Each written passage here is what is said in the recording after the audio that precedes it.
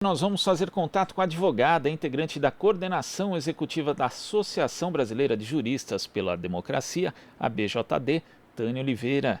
Bom dia, Tânia. Bom dia a todos os ouvintes aqui da Rádio Brasil Atual. É um prazer estar aqui novamente. Bom dia. Prazer é nosso.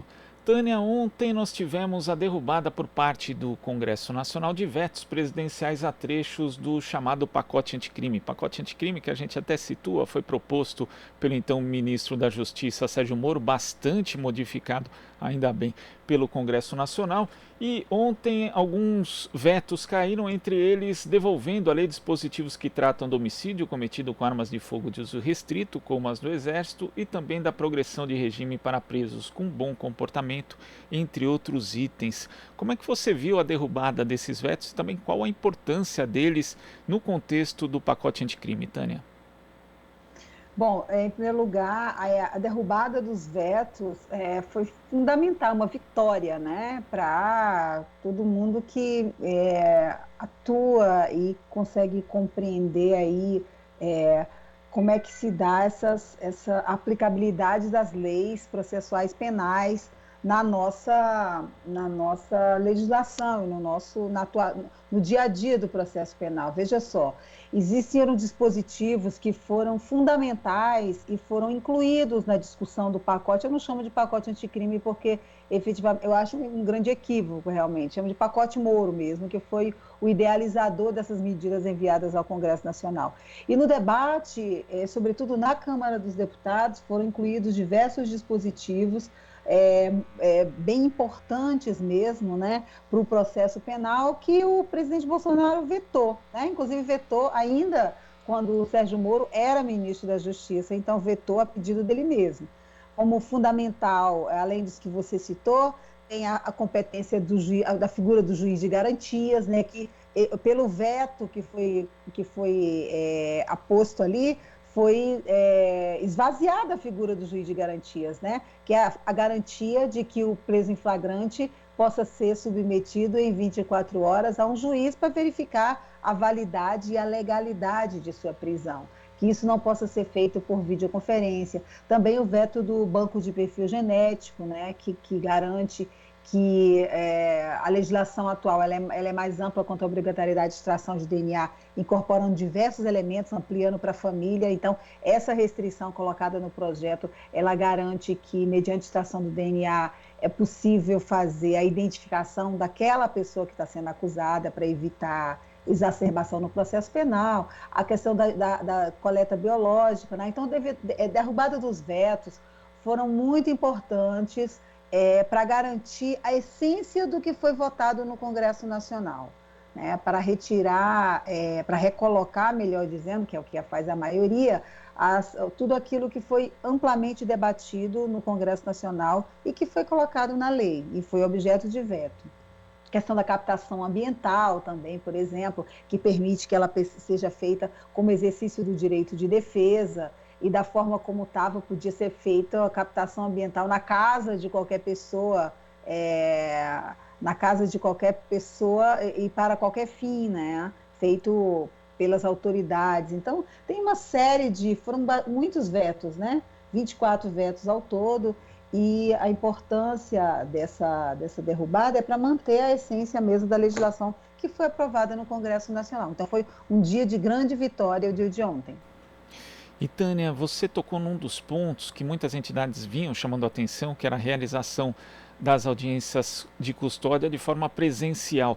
E a gente sabe que, infelizmente, as forças de segurança brasileiras, até pelo seu passado autoritário, tem aí uma relação muito grande com a tortura em si, né? Com a execução da tortura. Então eu queria que você falasse, porque nem sempre as pessoas têm noção da importância da realização das audiências de custódia e como elas podem ser um instrumento fundamental de prevenção à tortura no nosso sistema de justiça.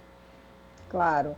A realização das audiências de custódia são uma grande vitória do debate, do aprofundamento do debate no nosso sistema processual penal.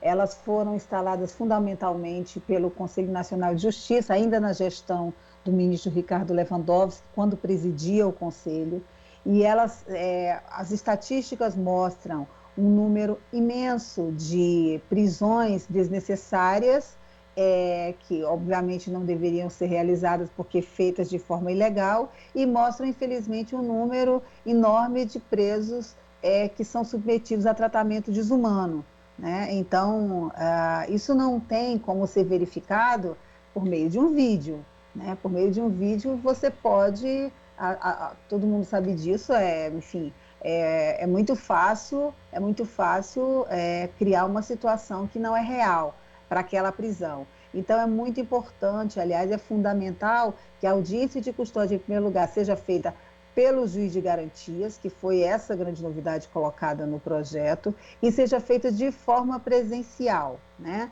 Agora, existiu todo um debate aí, fazer audiência de custódia presencial durante a pandemia. Bom, durante a pandemia é um outro debate, porque daqui a pouco a gente vai estar em período normal sem pandemia. Daqui a pouco no Brasil, infelizmente, ainda demora um pouco, né? Por causa da nossa gestão. Mas a pandemia vai passar e a lei vai ficar.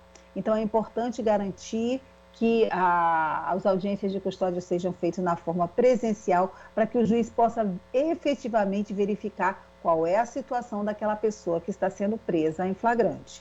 Primeiro, se a prisão é lícita, se a prisão é correta e se ele não foi submetido à tortura e a nenhum tratamento desumano. Em relação ao juiz de garantias, né, cuja criação foi introduzida justamente nas discussões no âmbito da Câmara dos Deputados, depois acabou sendo aprovada pelo Congresso Nacional, mas a criação dessa figura está parada no Supremo Tribunal Federal por conta de uma medida do ministro Luiz Fux. Depois, até em fevereiro, houve ali uma tentativa de um habeas corpus coletivos de suspender a suspensão, digamos assim, da criação do juiz de garantias, mas que o HC acabou sendo negado também por Alexandre de Moraes. Essa discussão precisa ser retomada, né, Tânia, pelo Supremo, até porque a criação da figura do juiz de garantias poderia evitar boa parte dos dissabores, digamos assim, que o sistema de justiça brasileiro viveu recentemente. Primeiro, o Supremo sequer poderia ter decidido sobre retirar de vigor a eficácia de uma lei. Isso já foi um equívoco, foi uma interferência indevida e um erro judicial, né, retirar de vigor o trecho de uma lei, né, aprovada pelo Congresso Nacional. Isso aí, infelizmente, faz parte desses arroubos legislativos do Supremo Tribunal Federal, que não encontram nem guarida na Constituição, nem na legislação. Então, um grande erro. E sim, não tem, na verdade, você já coloca a resposta ao seu próprio questionamento.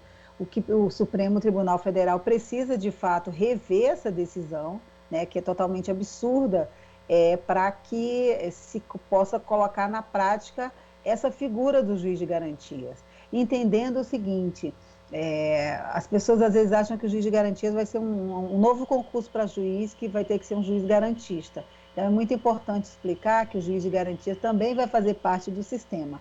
O que a gente precisa é ter muito claro, e isso só se dá com a pressão da sociedade, com a fiscalização dos órgãos de controle, é que o juiz cumpra a sua tarefa de verificação, ainda na fase pré-processual, quer dizer, antes de qualquer processo, se tudo está correndo dentro da normalidade e dentro da legalidade, né? E separar a atuação desse juiz do juiz que vai processar, né? Que vai, caso haja um processo, o juiz que vai processar e investigar aquele cidadão ou cidadã.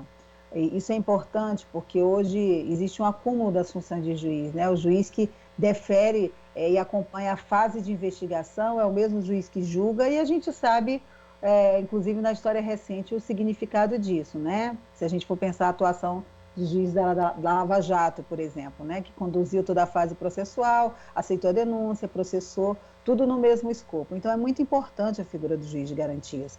E o Supremo Tribunal Federal precisa resolver esse imbróglio que ele mesmo criou, de retirar o trecho de uma lei de vigor. Agora, Tânia, falando ainda do papel dos atores do sistema de justiça brasileiro, nós tivemos ontem a notícia de que a Procuradoria-Geral da República encaminhou um ofício a governadores acusando-os, na prática, ali, de fazer mau uso do dinheiro público, meio que na linha do que o presidente Jair Bolsonaro discursa a respeito da questão do combate à pandemia. E isso dentro do âmbito também da criação da CPI da Covid. A gente já viu outras atitudes também e omissões do Procurador-Geral da República, Augusto Aras. Na sua avaliação, hoje o papel da Procuradoria-Geral da República ele acabou sendo desvirtuado por conta de um virtual aparelhamento desse órgão? Bom, há algum tempo eu escrevi um artigo em que eu disse que o Augusto Aras era o novo Brindeiro. Todo mundo lembra de Geraldo Brindeiro, o famoso procurador-geral da República durante 8 anos do governo Fernando Henrique, conhecido como o arquivador-geral da República, o procurador da pasta rosa e afins, né? Apelidos jocosos afins, mas que diziam muito bem o que era a atuação dele na Procuradoria-Geral da República. E, a seu modo, Augusto Aras reencarna-se essa figura do arquivador-geral da República. Se você parar para verificar, as inúmeras representações que foram ajuizadas contra os crimes e os desvios cometidos por Jair Bolsonaro na presidência da República foram arquivadas pelo Augusto Aras. O Augusto Aras comprou uma briga na PGR contra a Operação Lava Jato, lá de Curitiba, depois que Sérgio Moro sai do governo de Jair Bolsonaro. Então, ele personifica com a briga PGR e Lava Jato o que, na verdade, era a briga Moro-Bolsonaro. Então, nesse governo em que existe um uso descarado das instituições que deveriam ser autônomas e fazer o seu papel, mas que existe o uso descarado das instituições para defender e para blindar esse governo, o papel da Procuradoria-Geral da República tem sido lamentável. Lamentável. Você vê hoje a Procuradoria-Geral da República defendendo a abertura dos templos, né, durante a pandemia. Você vê a Procuradoria-Geral da República defendendo posições completamente inconstitucionais para defender o governo. Então, isso que aconteceu agora, recentemente, que foi um questionamento de uma procuradora da Geral da República para os governadores, é exatamente para fortalecer a pauta que é a pauta do governo na Comissão Parlamentar de Inquérito da Covid. Então, a subprocuradora Lindora Araújo, quando ela encaminha ofício a governadores, acusando os governadores de fazer mau uso do dinheiro público, o que ela está fazendo é antecipando a pauta do governo na CPI da Covid, né? Comprando a pauta, que é a pauta dos senadores leais ao governo na CPI da Covid, o que é um desvio efetivo da função pública, né? A Procuradoria-Geral da República, que deveria se comportar de forma autônoma em relação a governos. E temos visto, Tânia, a partidos políticos, associações, entidades recorrendo ao Supremo Tribunal Federal. Tivemos até um superintendente da Polícia Federal também recorrendo com uma notícia-crime à Corte Superior, mas é óbvio que isso acaba, né, até pelo alcance limitado do escopo dessas ações, isso não preenche a lacuna da falta de ação da Procuradoria-Geral da República em diversos temas, inclusive meio ambiente, a questão da saúde. A Procuradoria-Geral da República precisa cumprir uma função que não vem cumprindo, Tânia. Não vem cumprindo. Olha só, eu faço parte da Associação Brasileira de Juristas pela Democracia. No ano passado, nós apresentamos uma representação no Tribunal Penal Internacional, né, o TPI, acusando o presidente Jair Bolsonaro da prática de genocídio, exatamente em função da sua condução para a contenção da disseminação do vírus aqui no nosso país. A gente só pode acionar as cortes internacionais diante do esgotamento das instâncias internas. Quer dizer, depois que a gente discutir aqui, levar aos tribunais aqui, é que a gente pode provocar as cortes internacionais. E o nosso argumento para provocar o TPI foi exatamente que já havia, naquele momento, um número imenso de representações à Procuradoria-Geral da República, que é só quem tem competência constitucional para representar contra o presidente da República, só que tudo é arquivado. Então, o PGR, a Procuradoria-Geral da República, né, age diuturnamente arquivando as representações contra os crimes cometidos por Jair Bolsonaro, age com total omissão do seu papel institucional, total omissão. E no direito público, né, do ponto de vista da atuação das autoridades, a omissão, ela tem o mesmo, a omissão quando existe uma obrigação de agir, que a gente chama de obrigação de fazer, ela tem o mesmo efeito da ação, né? Então, a PGR peca por total omissão, né? Na contenção dos crimes, né? Na denúncia dos crimes cometidos pelo presidente da República. E no caso agora mais recente, está cometendo o desvio por ação mesmo, né? Porque instar governadores realmente é um excesso quase inacreditável nesse momento da situação em que nós estamos vivendo. Agora, Tânia, para a gente concluir, nós tivemos na semana passada a confirmação pelo plenário do Supremo Tribunal Federal da anulação das condenações das ações penais relacionadas ao ex-presidente Lula no âmbito da Lava Jato de Curitiba. E agora, depois do feriado, vamos ter o segmento aí para saber se perdeu-se o objeto da suspeição do ex-ministro e do ex-juiz Sérgio Moro, mas se o plenário do Supremo Tribunal Federal deve ou não analisar, na verdade, uma decisão que já foi tomada. Na sua visão, pode o plenário do Supremo fazer esse tipo de avaliação, uma decisão que já foi tomada no âmbito da segunda turma da Corte? Não, claro que não. Acho importante até você colocar a coisa nesses termos, porque em alguns fóruns existe o equívoco de acharem que o plenário do Supremo vai julgar de novo a suspeição do Sérgio Moro. Não vai. Isso foi julgado na segunda turma e na segunda turma está encerrado. O que a decisão, a parte final da decisão do ministro Edson Fachin é dizer que, na verdade, essa decisão não vale, porque ele já tinha decidido o outro habeas corpus, que é de competência. Aí nós temos 3 modalidades de erros. O primeiro erro é de caráter legal, absolutamente legal, porque existe um dispositivo, que é o artigo 96 do Código de Processo Penal, que fala que nesse campo de nulidades, né, exceção de nulidades, se analisa primeiro a suspeição, depois as outras, depois as demais, né? Então já teria um equívoco aí ter decidido competência antes de suspeição. A segunda questão é de caráter regimental mesmo, né? Não existe recurso entre decisão de turma e decisão de plenário. Os colegiados, eles são soberanos. Então, não é possível que o plenário rediscuta uma questão quando já foi efetivamente decidido na turma. E a segunda turma já decidiu a questão da suspeição. A terceira coisa, e para finalizar, é que o ministro Edson Fachin, ele extinguiu um habeas corpus que já estava em julgamento desde 4 de dezembro de 2018, que é o habeas corpus de suspeição. Ele mesmo já havia votado como relator, a ministra Carmen Lúcia já havia votado depois dele, e o ministro Gilmar Mendes pediu vista. Isso em 4 de dezembro de 2018. Então, não existe previsão, seja legal, seja regimental, para que se possa, aliás, é vedado, não se pode extinguir um processo quando ele já está em processo de votação. Mas foi o que ele fez. Então, eles terão 3 problemas para resolver hoje, e